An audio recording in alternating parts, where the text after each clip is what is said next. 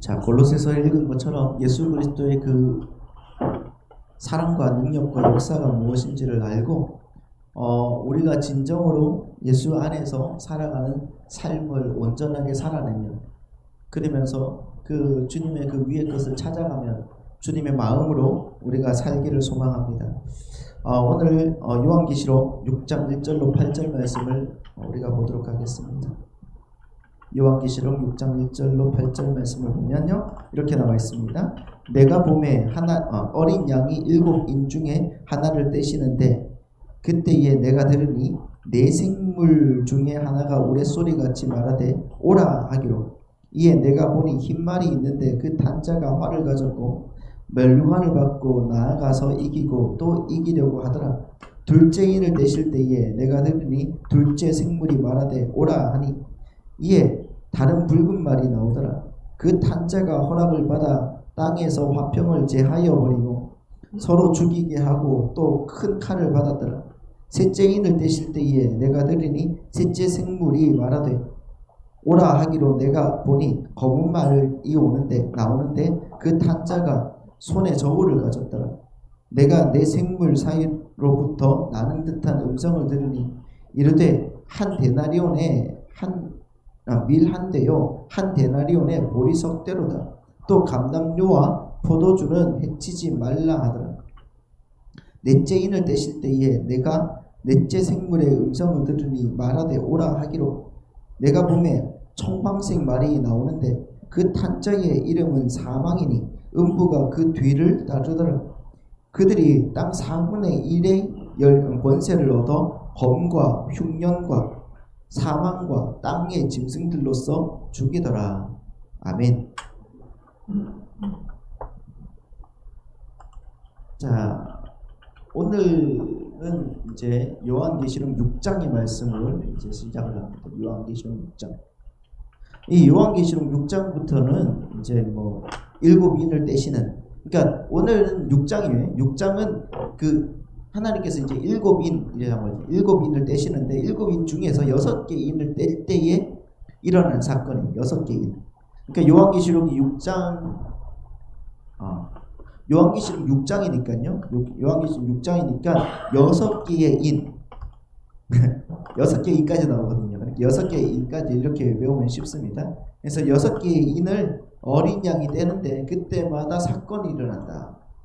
그렇죠? 그 7째 인을 떼는 거는 이제 8장부터 등장을 해요. 그래서 오늘은 7개의 인 중에 예수님께서 4개의 인을 떼시는 이 장면을 한번 생각을 해볼 거예요. 자, 그러니까 여러분 한번 보십시오.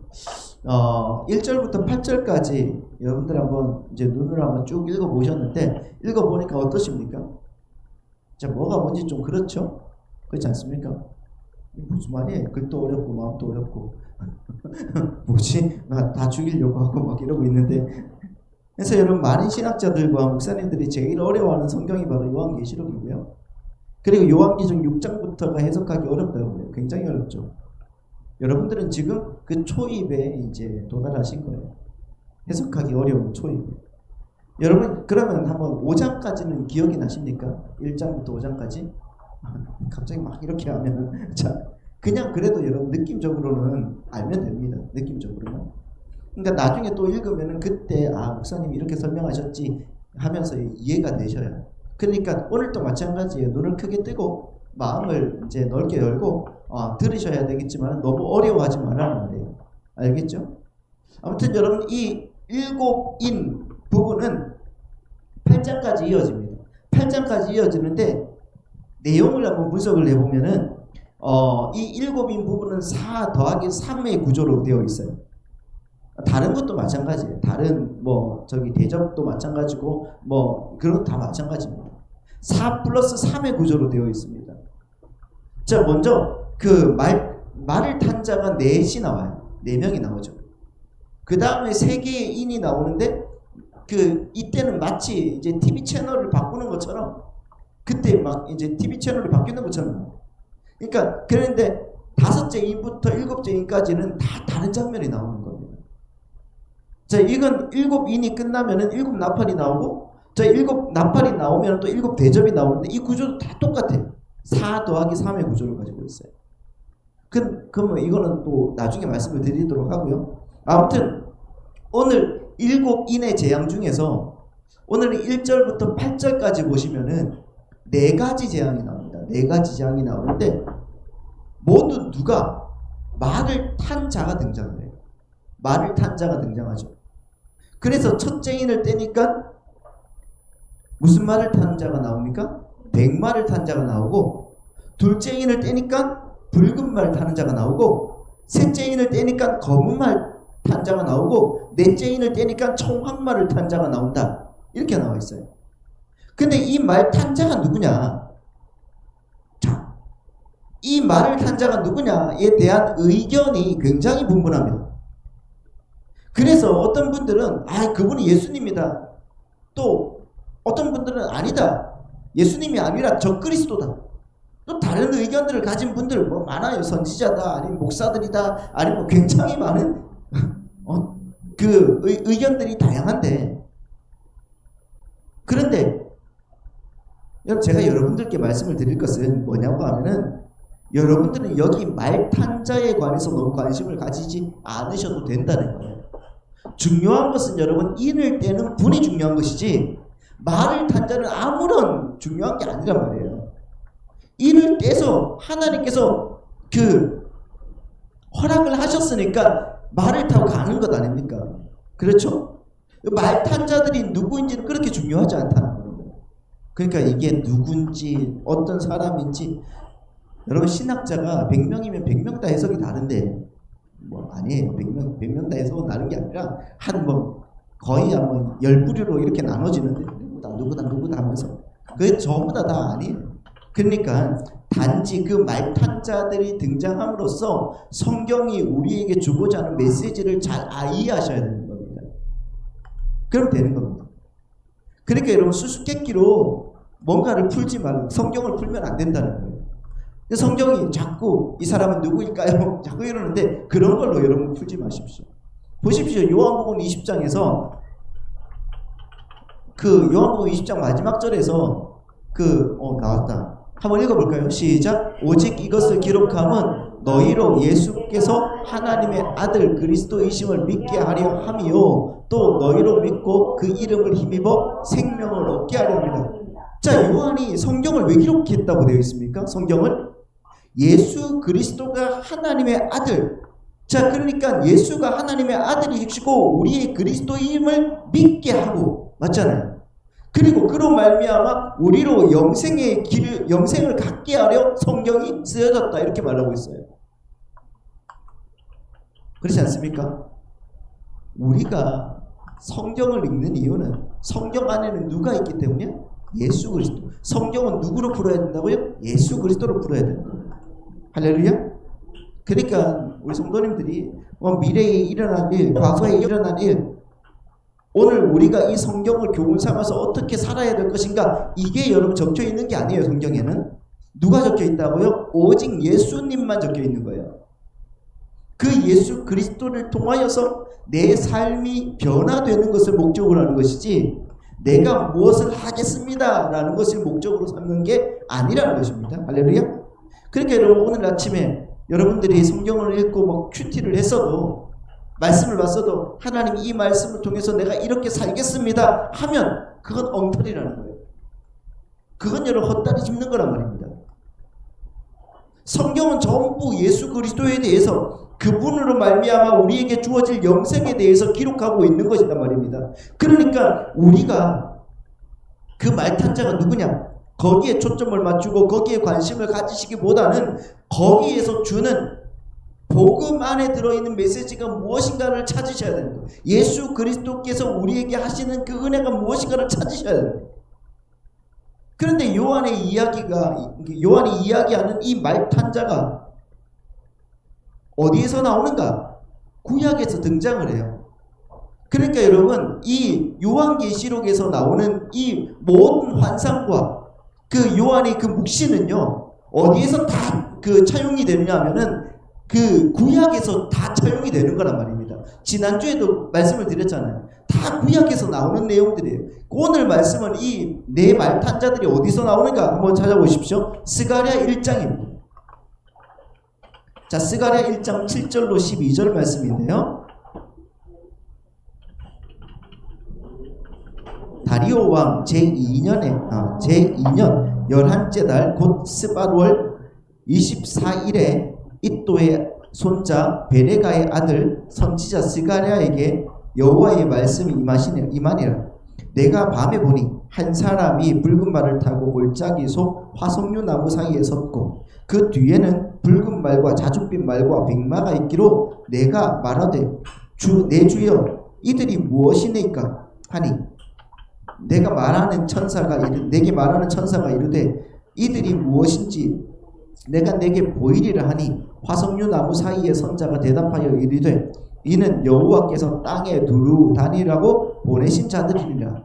그들이 화석류 나무 사이에 선 여호와의 천사에게 말하되 우리가 땅에 두루 다녀보니 온 땅이 평안하고 조용하더이다 하더라.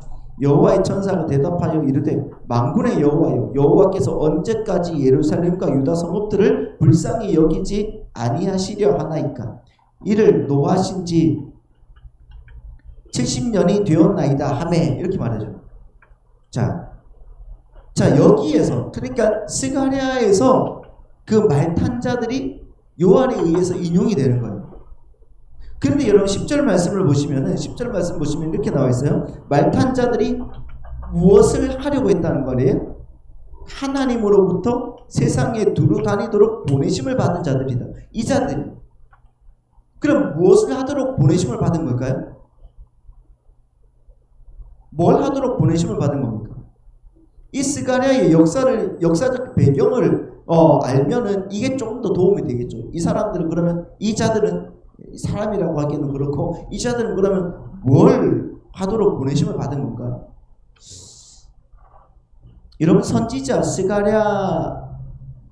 스가랴는 주전 520년경에 활동했던 선지자였습니다. 스가랴가 활동했던 시기는 주전 520년경이었어요. 그때는 그러니까 아직 바벨론의 포로가 거의 끝날 무렵. 그러니까 바벨론의 포로가 거의 끝날 무렵이었어요. 그러니까 바벨론이 메데와 바사, 다시 말하면 페르시아에게 멸망하고 난 후였습니다. 그러니까 여러분 선지자 스가랴 시대에는 그때 페르시아 왕의 고레스가 이스라엘 백성들을 이제 너희들 땅으로 가라. 이제 70년이 지나고 나서 이제 너희 땅으로 가라. 이렇게 귀향을 시키고 그 다음에 성전을 재건하라고 할 때였어요. 너희들 땅으로 가서 너희들 마음대로 이제 성전을 재건해라. 그때 지도자가 스룹바벨이었습니다. 그래서 유대인들이 이스라엘로 가서 성벽을 쌓고 성전을 재건해요. 근데 성전을 재건하는데 방해하는 세력이 있죠. 그때 그 사람들이 바로 사마리아인이었단 말입니다. 이 사람들은 원래 북왕국 이스라엘에 있었던 사람이잖아요. 그런데 주전 722년에 아수르에 의해서 멸망을 당했습니다. 그런데 그 아수르가 그 정책을 무슨 정책을 썼어요? 혼합 정책을 썼단 말이에요. 그래서 그 피가 더러워졌어요. 그래서 유대인들에게는 취급을 당했단 말입니다. 그 사람들이. 그래서 유대인들이 자기 땅에서 성전을 재건하는 것을 사마리아인들은 이제 극렬 반대했습니다. 그도 그런 것이 당연한 것 아닙니까? 그렇게 방해를 할 때 성전 재건이 중단됩니다. 그때 나타나서 너희들 하나님의 성전을 다시 재건해야 된다. 너희들 하나님께서 주시는 그 은혜로 여러분 성전을 재건해야 됩니다. 이렇게 재촉한 사람이 바로 스가랴 선지자였단 말이에요. 중단되었을 때. 여러분 성전 재건이라는 것은 어떤 의미가 있냐고 하면은 단순히 구약에서 하나님을 예배하고 하나님께서 드리라고 하는 그런 어떤 초소의 개념으로 성전을 재건하는 것이 아니라 이 성전을 재건한다는 것은 하나님 나라를 다시 창조한다는 의미가 있어요. 재창조한다는 의미가 있단 말입니다. 자, 하나님이 계신 하나님 나라. 그러니까 그 하나님 나라의 그 완성을 의미하는 거예요. 성전을 재건한다는 것은. 그러니까 이스라엘이 그런 하나님의 진노로 의해서 재앙을 당했던 그 시기에 그 말탄 자들이 세상에 보내진 거란 말입니다. 그러니까 그들은 하나님의 진노의 메시지를 가지고 땅에 두루 다니면서 심판과 저주와 재앙을 전했던 그 메신저들이었단 말이죠.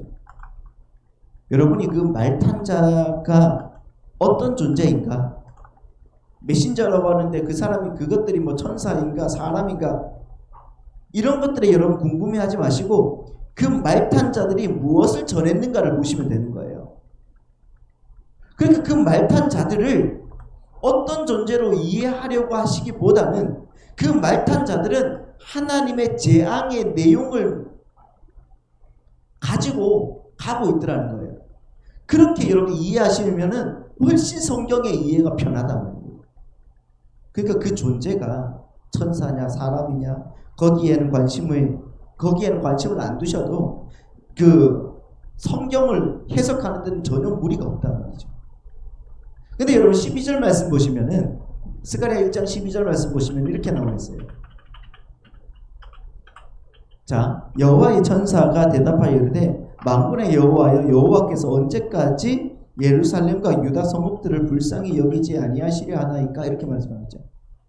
하나님 언제까지 이스라엘을 그렇게 놔두실 것입니까? 무슨 뜻입니까? 이스라엘의 하나님의 구원의 손길을 펼쳐서 빨리 하나님 나라를 완성해 주셔야 되는 것 아닙니까? 이거 말이거든요. 여러분 스가랴서는 전체가 성전 재건을 독려하는 책이에요. 성전 재건을 해야 된다. 너희들은 성전 재건을 빨리 해야 된다. 성전은 단순히 제사를 드리고 예배를 드리는 개념이 아니라고 했죠. 그건 뭐예요?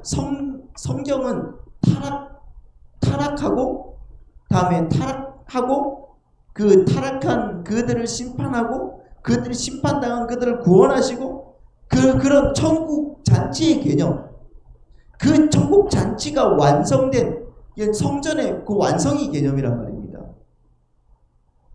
그렇게 여러분 역사가 그렇게 쭉 이어져 나온단 말이에요. 저 보세요.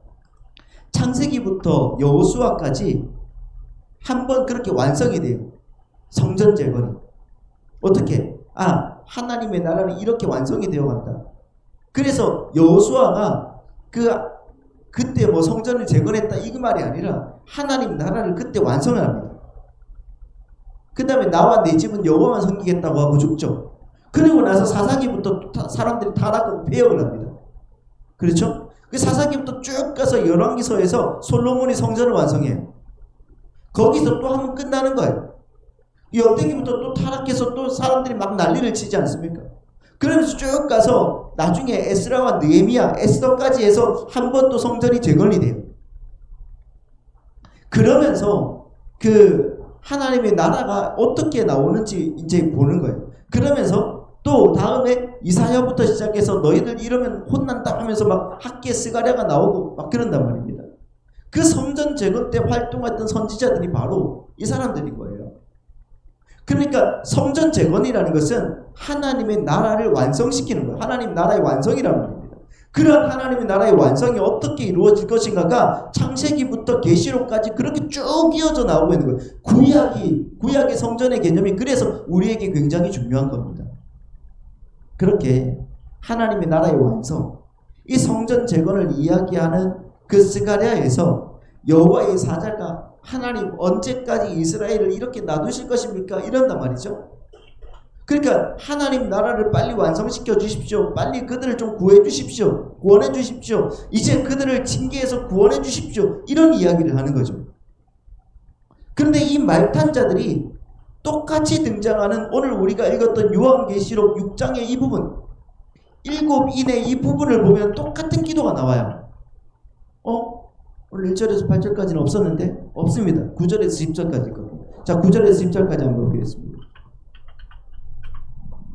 시작. 다섯째 인을 떼실 때에 내가 보니 하나님의 말씀과 그들이 가진 증거로 말미암아 죽임을 당한 영혼들이 제단 아래 있어 큰 소리로 불러 이르되 거룩하고 참되신 대주제여 땅에 거하는 자들을 심판하여 우리 피를 갚아주지 아니하시기를 어느 때까지 하시려 하나이까 하니.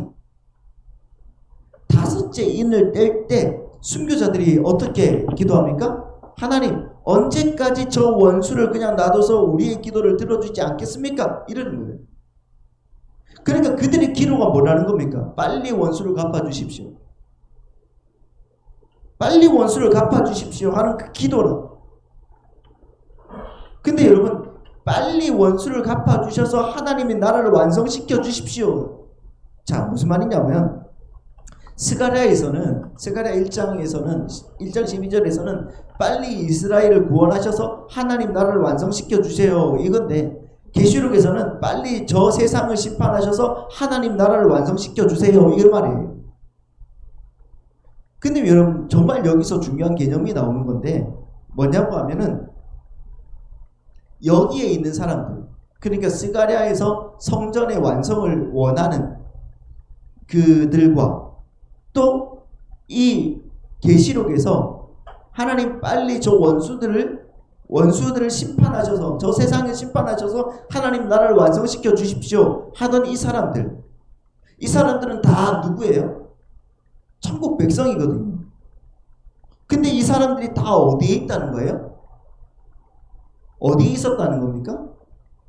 구원받기 전에 세상에 있었다는 거예요. 그러니까 구원이라는 것은 항상 누구와 뭐와 같이 심판과 같이 온다는 것을 우리가 기억해야 된다는 거예요. 이 개념을 갖고 있어야 되는 겁니다. 자, 그런데 왜 어린 양 예수 그리스도께서 하나님 나라의 그 완성, 그 구원의 내용이 담긴 그 두루마리를 여시는데 그 인을 떼는 족족마다 생각을 해보세요. 왜 재앙이 나옵니까? 재앙만. 그거 여러분 궁금하지 않으십니까? 그 두루마리에는 복음이 적혀 있거든요. 지난주에 봤잖아요. 5장에서 그 두루마리 안에는 그 내용이 복음의 내용이에요. 근데 그 복음의 내용이 예수님이 그 인을 뗄 때마다 근데 재앙만 나와요. 그 복음의 내용에서. 왜 인을 떼는데, 그래서 그 두루마리가 열리는데 왜 자꾸 재앙만 나오냐고요. 그걸 여러분 해결하셔야 되는 거예요. 여러분, 하나님의 백성들은요 항상 그 재앙에 노출이 되어 있다는 거예요. 우리들은 항상 그 재앙 안에 노출이 되어 있는 사람들입니다.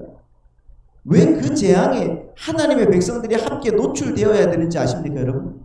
왜 그럴까요?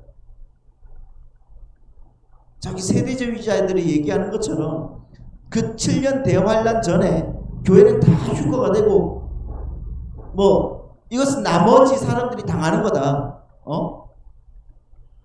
그랬으면 얼마나 좋겠습니까만 그렇지 않죠. 하나님의 백성들이 그 재앙에 세상 사람들과 같이 던져지는 거예요. 그 이유가 뭔지 여러분이 아셔야 저와 여러분의 삶이 저와 여러분의 삶에 그 재앙이 던져지고 우리가 그 재앙이 닥치고 고통이 닥치고 환란이 닥칠 때 이게 그런 거구나 이해하실 수 있을 것 아닙니까? 그렇죠? 여러분 에스겔 한번 보시죠. 에스겔 14장 12절 말씀을 한번 보시죠. 자, 여기에서 굉장히 중요한 말씀하세요. 한번 제가 읽겠습니다. 23절까지예요.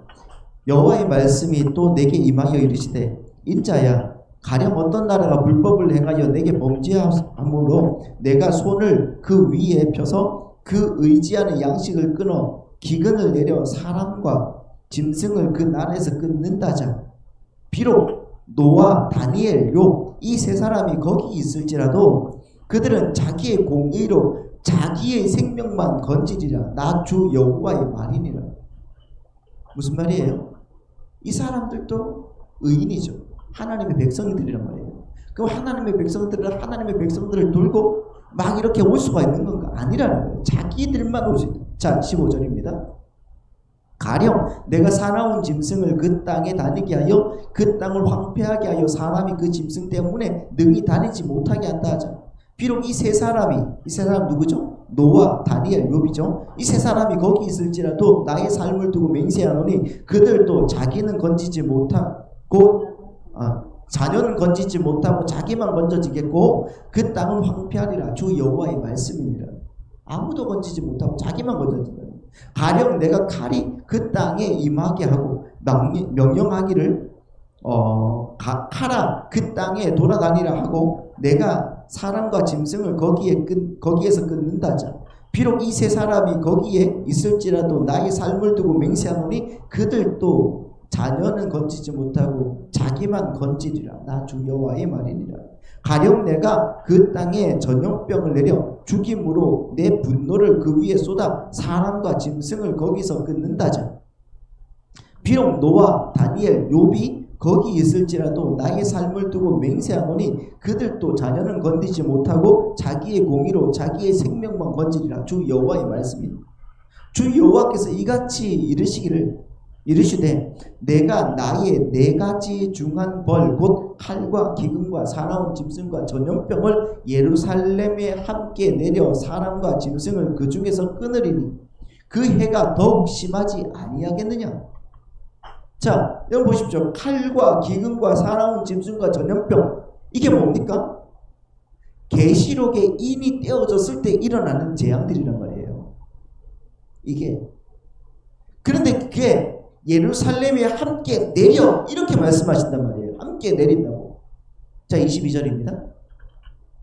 그러나 그 가운데에 피하는 자가 남아있어 끌려 나오리니, 남은 자들은 이렇게 끌려 나온다고 하죠.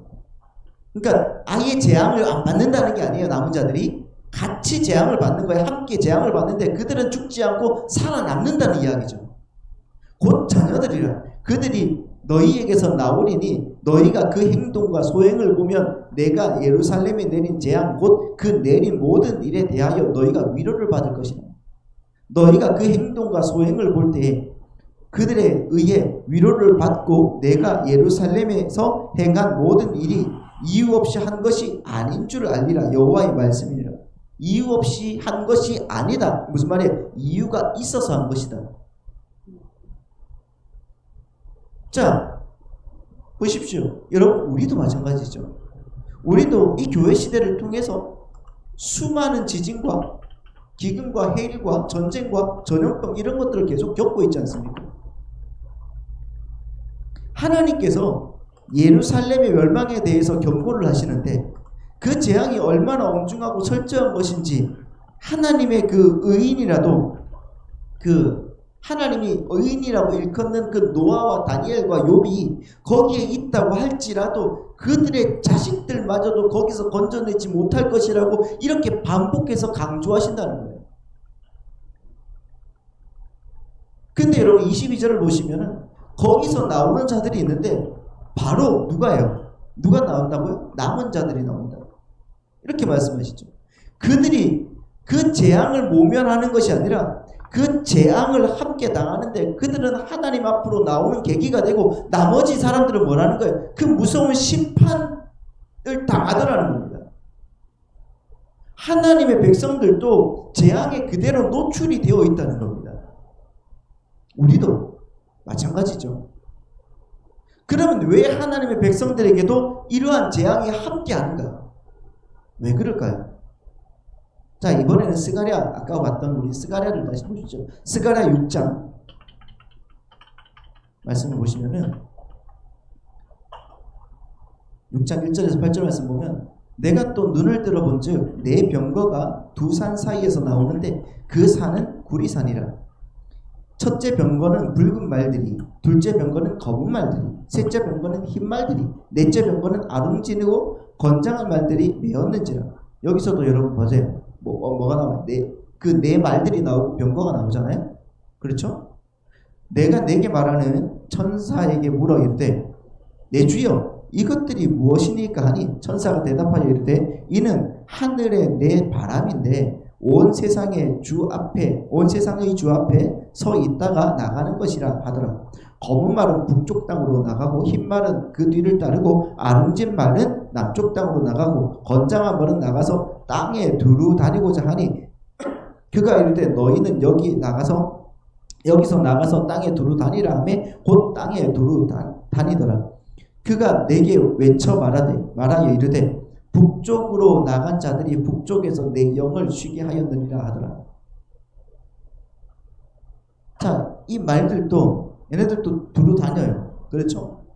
여기서도 똑같이 내 말을 끄는 병거가 등장하고 역시 하나님의 심판과 저주, 그 재앙을 전하기 위해서 세상으로 보내심을 받는 겁니다. 그렇죠? 그런데 그들이 어디서 나온다고 그래요? 그들이 어디서 나온다? 1절 말씀을 다시 한번 보시죠. 1절 말씀입니다. 1절 말씀 보시면 다 같이 읽습니다. 시작! 내가 또 눈을 들어본 즉 내 병거가 두 산 사이에서 나오는데 어디서 나온다고요? 두 산 사이에서 나온다고. 두 산 사이가 바로 이 네 명의 말탄 자, 그렇죠? 바로 이 네 명의 말탄 자가 누구인지가, 이 말탄 자가 무엇인가를 여러분 이해하는 중요한 키가 되는 거예요. 말탄 자가 어디에서 나온다고요? 두 산 사이에서. 두 산 사이에서. 그럼 이 두 산이 의미하는 바가 뭘까요?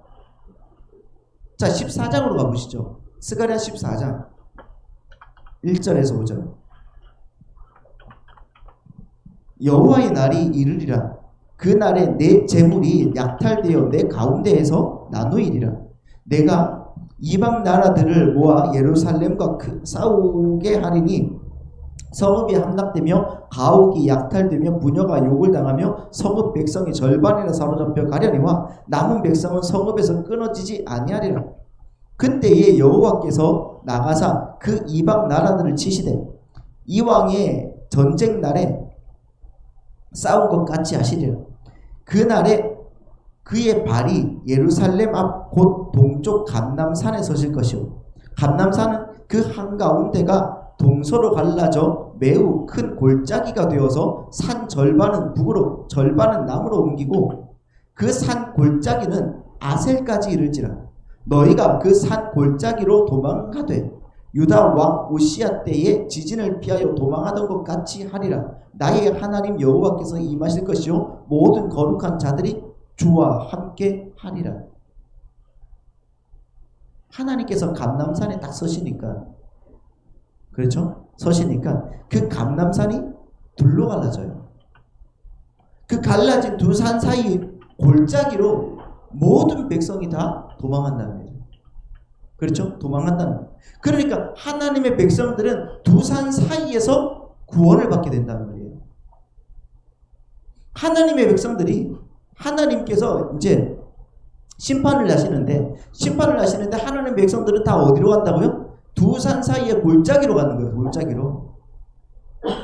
근데 거기가 어디예요? 감람산이라고 그래요. 감람산이 갈라지면서 두 산 사이에 골짜기로 들어간다고. 자, 근데 여러분 복음서에서도 예수님께서도 자주 그 감람산에 오르시는 장면이 나오죠.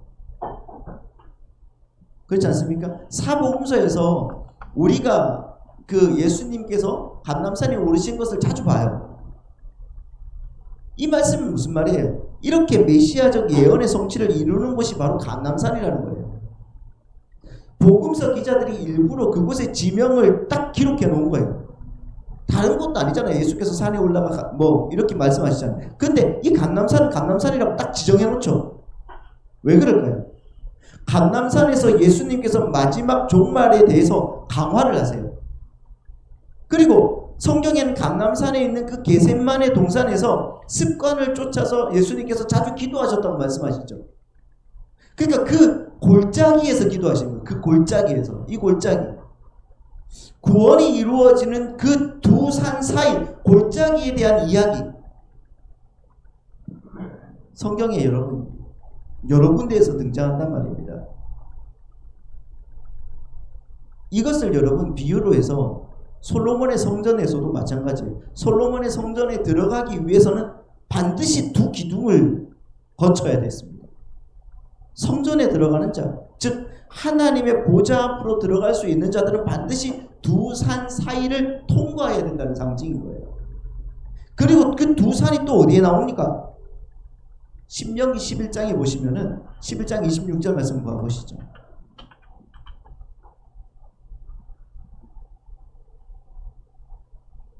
자, 같이 한번 읽어볼까요? 자, 29절까지예요. 시작. 내가 오늘 복과 저주를 너희 앞에 두나니 너희가 만일 내가 오늘 너희에게 명하는 너희의 하나님 여호와의 명령을 들으면 복이 될 것이요, 너희가 만일 내가 오늘 너희에게 명령하는 도에서 돌이켜 떠나 너희의 하나님 여호와의 명령을 듣지 아니하고 본래 알지 못하던 다른 신들을 따르면 저주를 받으리라. 내 하나님 여호와께서 내가 가서 차지할 땅으로 너를 인도하여 들이실 때에 너는 그리심산에서 축복을 선포하고 에발산에서 저주를 선포하라. 그리심산에서 축복을 뭐하고? 선포하고 에발산에서 저주를 선포하라. 여기 두 산이 나오죠. 그렇죠? 하나는 축복의 산인 그리심산이고요, 또 하나는 저주의 산인 에발산입니다. 이 구절을 근거로 북이스라엘, 그 사마리아 사람들이 그리심산에다가 자기들의 성전을 지은 거예요. 축복의 산이라고. 남유대 사람들이 제사를 드리지 못하게 하니까 이 구절을 근거로 여기가 진짜다, 여기가 축복의 산이다 그러면서 그리심산에다가 자기네들의 성전을 지은 거예요. 하나님의 율법을 지키면 그리심산에서 축복을 받고, 하나님의 율법을 지키지 못하면 에발산에서 저주를 받는다는 겁니다. 그런데 왜 스가랴 14장에서는 하나님의 백성들이 그리심산이 아닌 그 골짜기로 도망가서 거기서 구원을 받는다고, 거기서 살게 된다고 표현을 합니까? 왜 그럴까요? 그리심산이 뭐라고 그랬죠? 율법을 지킴으로 말미암아 받는 축복의 산이라고 했단 말이에요. 맞습니까? 그랬죠? 그런데 여러분, 타락한 인간들은 절대로 그 율법을 지킬 수가 있습니까? 없습니까? 없어요. 그 율법을 지켜서 하나님으로부터 인정받을 자가 하나도 없다는 데 문제가 있는 거예요. 그래서 우리는 골짜기로 갈 수밖에 없다는 겁니다. 그 골짜기는 뭡니까? 축복의 산과 저주의 산 그 가운데란 말이에요. 축복과 저주가 재앙이 공존하는 곳이란 말입니다. 우리는 지금 거기에 살고 있는 거예요. 축복과 저주가 공존하고 있는 거예요. 그래서 우리의 삶에 고난과 고통과 재앙이 따르는 겁니다. 그리스도인이 되면 뭔가 특별할 거라고 생각하지 마십시오. 오히려 우리가 더한 고통을 받게 되어 있어요. 그러니까 세상에 심판과 재앙을 선포하는 메신저들이 그 두 산 사이에서 나온다는 것은 그 재앙이 하나님의 백성들에게는 그들의 구원의 완성에 꼭 필요한 것이라는 거죠. 이 재앙들이 하나님의 백성들에게는 꼭 필요한 거예요. 아까 우리가 스가랴 1장 8절에서 뭘 봤어요? 한번 보실까요?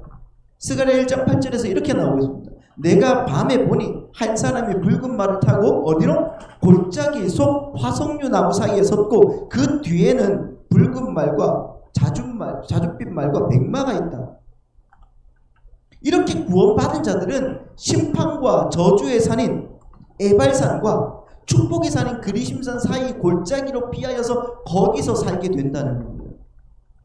그곳은 재앙과 심판이 여전히 있는 곳이지만 그 모든 것은 우리의 구원의 한 과정이고, 그리고 우리 하나님의 백성들의 옛 성품, 그 육신, 그렇잖아요. 그 경향성, 그런 집착들, 중독들, 어떤 통제 성향들, 그런 것들 여러분, 그 자기 방어를 하는 모든 것들을 다 그때 거기서 죽여버리는. 그러니까 여러분, 그 신학적 용어로 역창조의 장소라는 말이에요. 역창조의 장소. 그리고 그 과정을 통해서 결국은 하나님 나라의 백성으로서의 완성이, 완전한 새로운 창조가 이루어지게 되는 거예요. 내가 주님으로부터 받은 그 은혜 안에서 죽고 그걸로 인하여서 하나님 안에서 다시 살아나는 그 과정. 그래서 우리 성도들의 삶에 똑같이 세상 사람들과 똑같은 재앙이 나타나고 고난이 있는 겁니다. 하나님께서 어린 양을 시켜서 인봉을 떼시는데 그곳에 재앙만 가득한 이유가 바로 그거예요.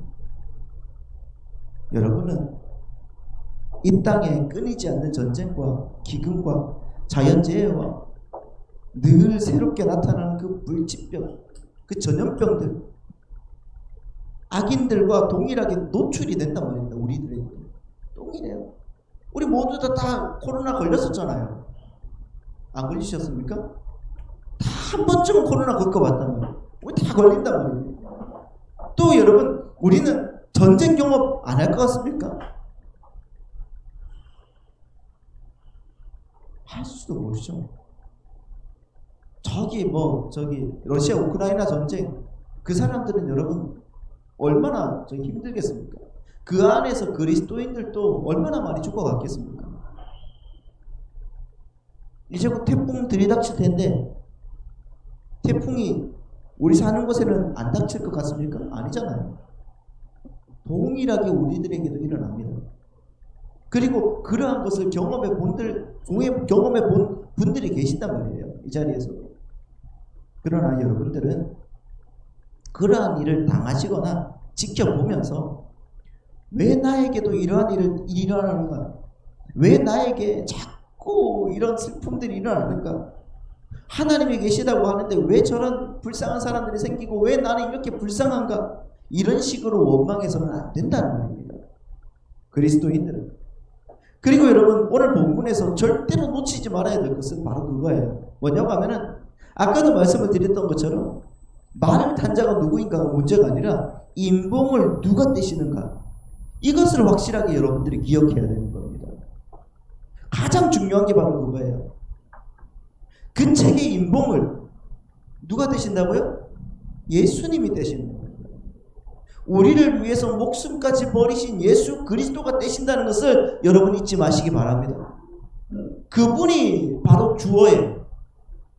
그분이 역사의 주인이시고 그분이 바로 역사의 주관자십니다. 그러므로 우리에게 일어나는 모든 것은 그것이 재앙일지라도 그렇게 보면은 어떻게 보면은 이것은 다 우리에게는 유익이라는 거예요. 믿으십니까? 왜요? 우리를 위해서 그 모든 진노를 십자가에서 다 받으시고 죽으신 그분이 떼시는 거니까 우리에게는 절대로 해가 될 일이 없다는 거예요. 주님께서 우리에게 해가 될 것을, 그리스도인들에게 해가 될 것을 주님께서 떼시겠습니까? 이는 아니란 말이에요. 그게 우리에게 유익이란 말입니다. 믿으십니까?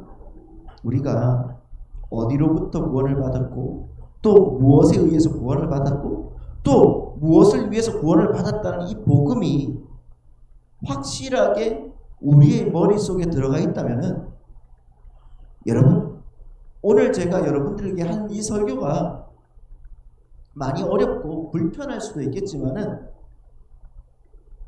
그러나 여러분, 이걸로 인하여서 여러분들은 절대로 이단에게 넘어가지 않으실 거라고 합니다. 여러분, 어디로부터 구원을 받으셨습니까? 어디로부터? 누구로부터 구원을 받으셨어요? 사탄으로부터 구원을 받았습니까? 네? 아니에요. 우리는 하나님의 진노로부터 구원을 받은 거예요. 우리는 원래 본질상 진노의 자녀였거든요. 진노로부터 구원을 받은 거예요. 우리가 당하는 고통, 재앙, 환난은 그런데 하나님의 진노가 아니에요. 여러분은 하나님의 진노로부터 오직 그분의 은혜로 구원을 받은 거예요. 무엇을 위해서? 우리의 영광을 위해서 구원을 받았습니까? 아니죠. 내 영광을 위해서 배 터지게 먹고 잘 살기 위해서 구원을 받은 건 아니지 않습니까? 우리가 여러분 우리가 계속 보고 있는 말씀도 그거잖아요. 이사야 43장 7절 말씀. 그렇잖아요. 내 백성은 나의 영광을 위해서 창조했다. 믿으십니까? 그러니까 하나님의 영광을 위해서입니다. 우리의 영광을 위해서 구원을 받은 게 아니라 하나님의 영광을 위해서 우리는 구원을 받았습니다. 믿으십니까? 우리가 잘 먹고 잘 살고 형통하고 훌륭한 사람이 되기 위해서 구원하신 게 아니라 하나님의 영광을 위해서란 말이에요. 어떻게 해야지 하나님의 영광이 드러나죠? 그러면 우리가 하나님의 백성으로 지어져 가면서 세상 사람들이 야, 저 사람은 어떻게 옛날에는 저렇지 않았는데 어떻게 저렇게 변해가나? 저가 믿는 하나님이 진짜 위대한 분 맞나 보다. 여러분 그렇게 변해가면서 궁극에서는 영생으로 하나님 나라로 쫙 들어가게 되는 게 우리의 목표 지점이라는 것을 잊지 마시기 바랍니다.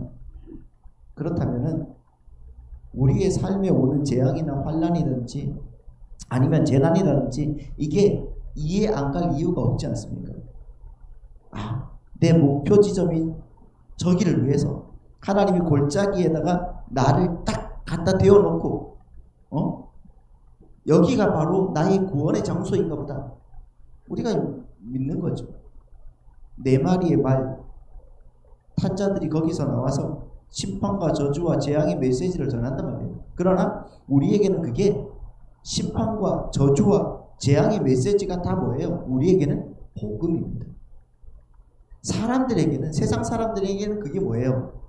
진짜 심판과 저주와 뭐예요? 재앙의 메시지지만 그것을 듣는 우리는 뭡니까? 복음이죠. 그게 바로 갈라디아서에서 바울이 말한 십자가 안에서 그리스도인들과 십자가 밖에서 그리스도인이에요. 십자가 안에서 그리스도인들은 세상을 바라볼 때 뭘로 보인다고요? 저들은 다 시체로 보이는 거죠. 마찬가지로 세상 밖에 있는 사람들이 십자가 안에 있는 우리를 볼 때 저들도 우리도 죽어 있는 겁니다. 왜? 십자가로 죽었으니까. 살아있는 걸 못 봐요. 하지만 여러분 그것이 바로 우리에게는 복음이죠. 많이 힘들수록 그래서 우리는 좋은 겁니다. 많이 힘들수록 여러분들은 하나님의 깊은 사랑을 받고 있는 거나 마찬가지죠. 믿으십니까? 그러니까 복 준다, 잘 될 거다,